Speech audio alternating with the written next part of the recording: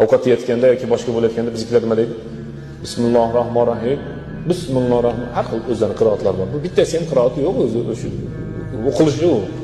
Qur'ondagi qiroatlarga tushmaydi u. O'zini qiroati. Mana shunday dersin. Lekin muhim qanday bo'lsa ham bismillah deyiladi, tamom. Tahoratda duosi bismillah. Yaqinlardan beri ham bir ikki marta so'rashdi. G'usulni duosi qanday bo'ladi? G'usulni duosi yo'q, bismillah, tamom. Bismillah deysiz, shu duoda. Bismillah degani Allohning ismi bilan degan. Bismillah dedingiz, shu hamma duo shu.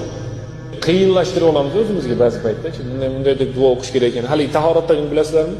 Qo'lini yuvganda bunday deb, yuzini yuvganda bunday deyish kerak ekan. Mahs tortganda unday deyish kerak. Oyog'ini yuvganda bunday, u gapiradimi, u duo qiladimi, tahorat qiladimi? Nima qiladi u? Duo u tahoratdan keyin ashhadu an la ilaha illalloh vahdahu la sharika lahu o'zining bitta duosi bor. Uni ham esdan chiqarib qo'ysa muammosi yo'q. Boshlanishida-chi bismillah bo'ldi. Ovqatda-chi bismillah. Mashinaga o'tirganingizda, umuman markabga o'tirganingizda bismillah. Masjidga kirayotganingizda bismillah.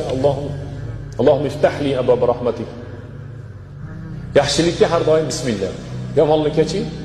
Auzubillah.